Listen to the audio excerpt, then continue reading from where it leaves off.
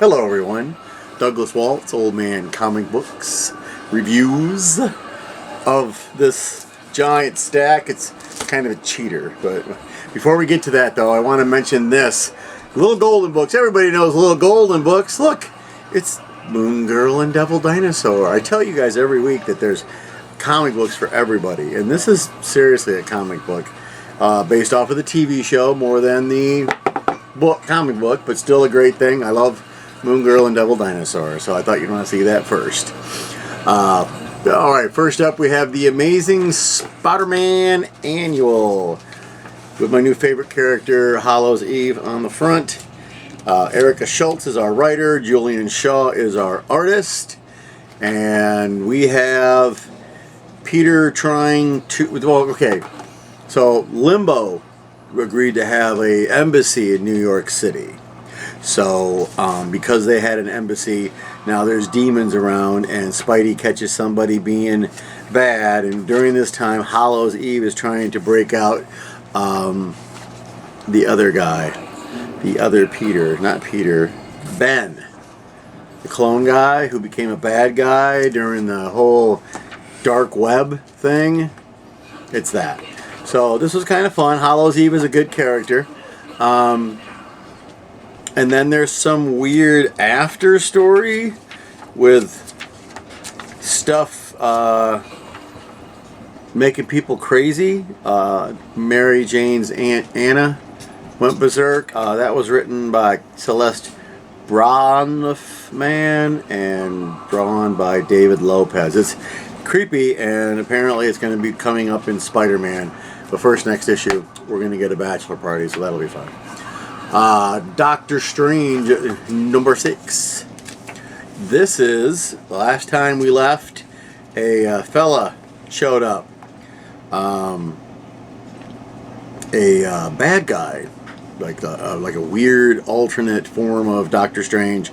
This is written by Jed MacKay, and Jonathan Hickman wrote part of the Gods page writing. Juan Guedon is the artist. It's weird that Jonathan Hickman wrote part of this. Why are you introducing that? They're doing that in a lot of these now. Who are the gods? They're redoing the pantheon of the Marvel Universe.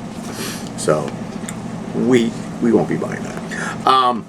So this is what we refer to in the comic book business as a filler issue.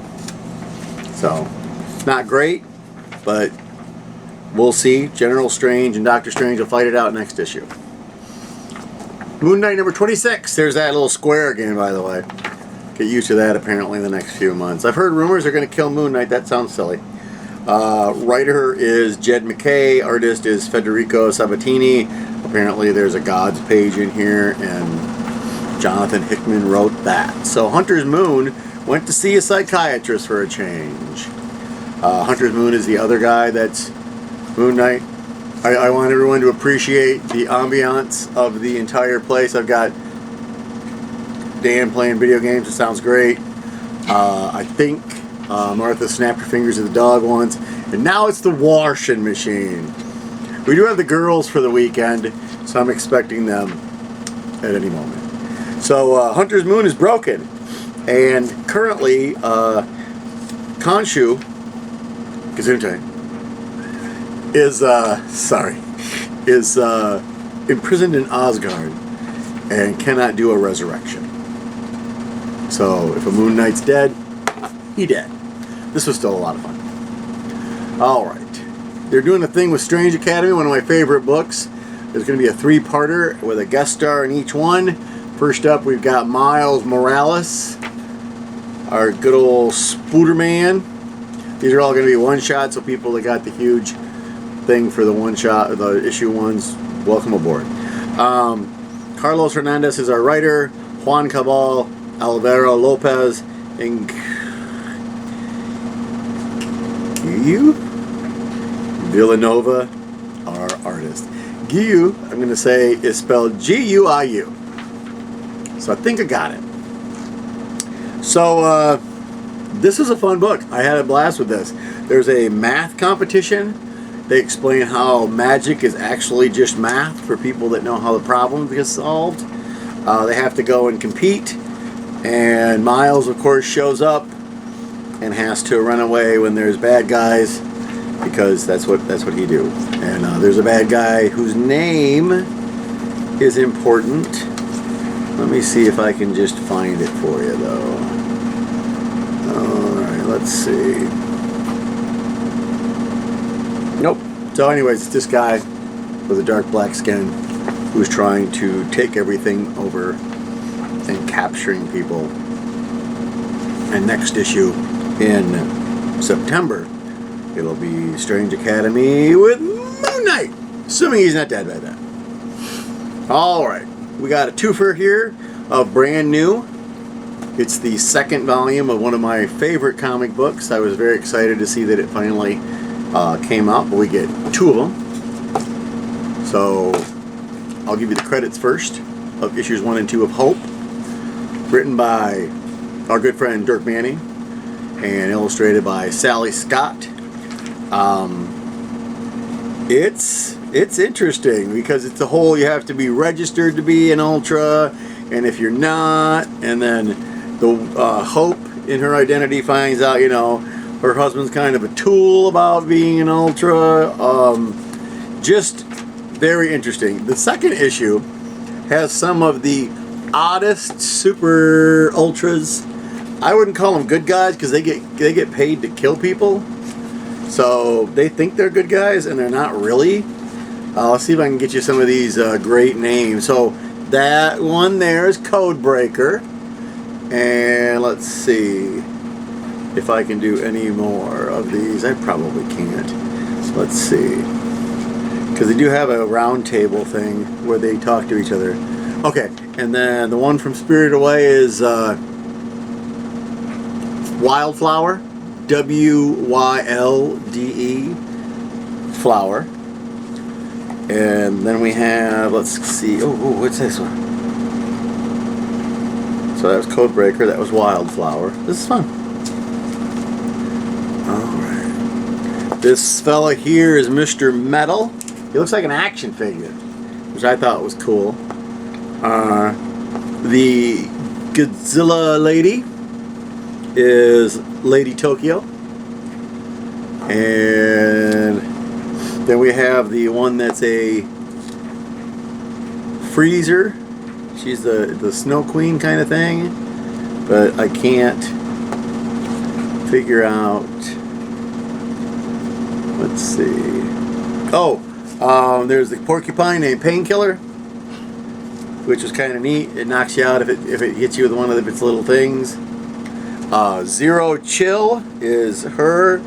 And finally we have Maiden Hell, which I thought was funny. Get it? Maiden Hell? Made in Hell? Get it? Okay. Anyways, I'm glad you brought these back.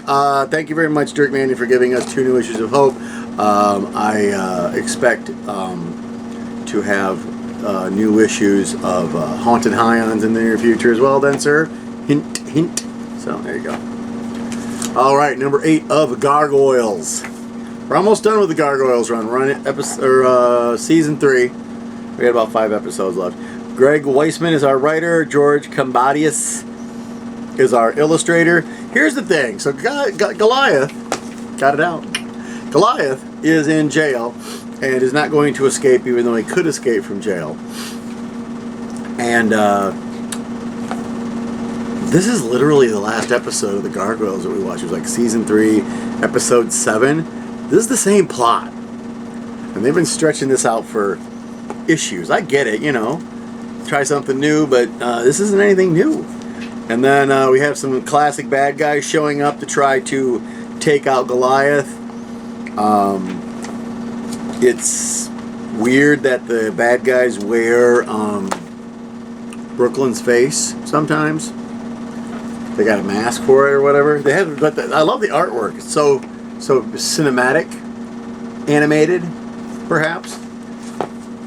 Where we have some good old-fashioned just brawling, so I like that. And if I hadn't mentioned it before, Hades is going to get his own comic book this month. I'm super excited. Out of all the villains, that would be the one. Final mention goes to the good people at Fanfare for ordering me the Kamen Rider 01 1 through 4 Copic Virgin Pack. So basically it's more issues than I thought. There was supposed to be one before. Okay, I think there's 4. Maybe there's 5. Oh, there's 5. Alright, so it's all 5 issues with no writing on it. Virgin, that's what it means. So, I got all this. I already have the issues in hand, so I see no reason to ever open this. And that way I can leave my little sticker on there as well. So, not bad. 5 comic books for $20. So, $4 a pop with collectible artwork. I'm just trying to make sure they keep making Kamen Rider comic books here, people. If I keep buying all of them, they'll go, hey, somebody bought these. And they'll continue with them. I'm kind of upset that the next issue of Kuga, the manga, won't be out till December. What are you going to do? Alright, so Sophie and Fiona, I offered to let you come downstairs and do the show with me. You're currently upstairs, not doing the show with me. We've had Mega Super Sleepover. It is Sunday. We got here Thursday and won't be leaving until Monday. So, very extended weekend, Thursday to Monday. 5 days of just doing all sorts of fun stuff. We went to the splash pad. We got tie-dyes marinating, is that the word for tie-dye, out on the porch. We went and picked blueberries. We made banana bread. Tomorrow we're going to make bread and cookies, so we can look forward to that and just having, good old time letting them do pretty much whatever they want. School's going to be here soon, and well, remember being in 4th grade and going, school time, there you go. So for the rest of you, as I always mention, remember, anybody can get a comic book, even little ones.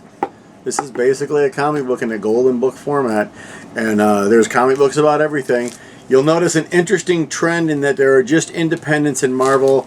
That's because currently DC is doing something called Night Terrors, which I will have no part of. Because, no. We're going to get a few books from them in the near future.